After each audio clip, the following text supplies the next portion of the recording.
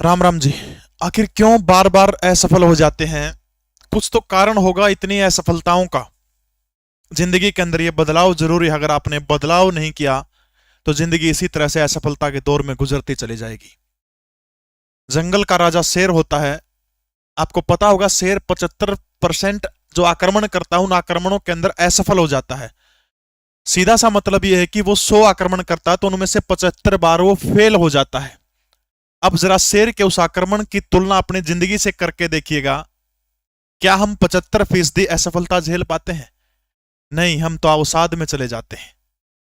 परंतु शेर अवसाद में नहीं, केवल 25% सफलता के साथ जंगल का राजा है वो।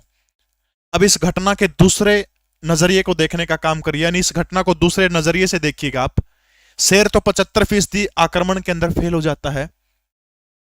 हिरण, यानी हिरण जो है वो क्या करता है, मृग, अपने आप को 75% हमलों से बचाने का काम करता है शेर के। यानी शेर जब आक्रमण करता है वो 75 बार असफल हो जाता है, हिरण अपने आप को 75% क्या कर जाता है, सेव कर जाता है।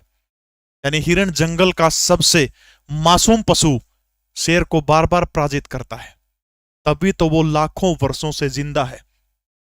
उसका शत्रु केवल शेर नहीं, बाघ, चीता, तेंदुआ, यहां तक मनुष्य भी उसे मारना चाहता है, लेकिन फिर भी वो जिंदा है।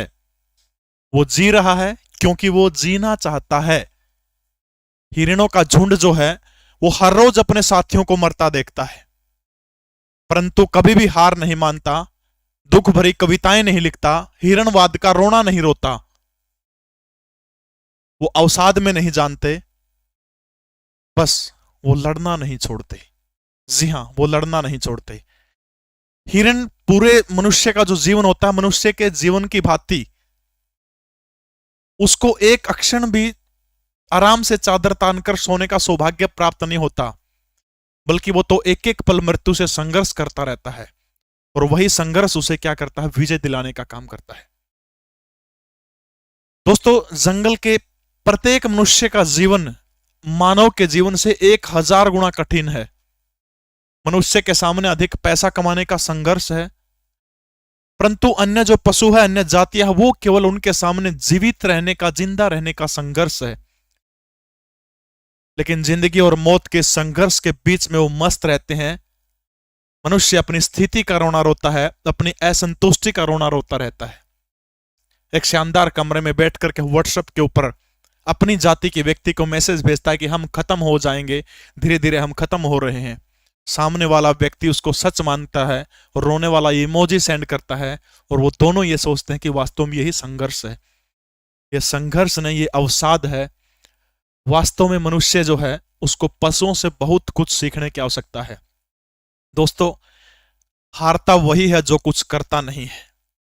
हवाओं के भरोसे मत उड़, चट्टानें तूफानों का भी रुख मोड़ देती है। हवाओं के भरोसे मत उड़, चट्टानें तूफानों का भी रुख मोड़ देती हैं। अपने पंखों पर भरोसा रख, हवाओं के भरोसे तो पतंगे उड़ा करती है। वाह! तेरी हिम्मत तेरी लड़ाई से जानी जाएगी, तेरी हिम्मत तेरी लड़ाई से जानी जाएगी, परंतु तेरी किस्मत तेरी पढ़ाई से जानी जाएगी। दोस्तों, वीडियो कैसी लगी कमेंट जरूर करें। जय हिंद, भारत माता की जय।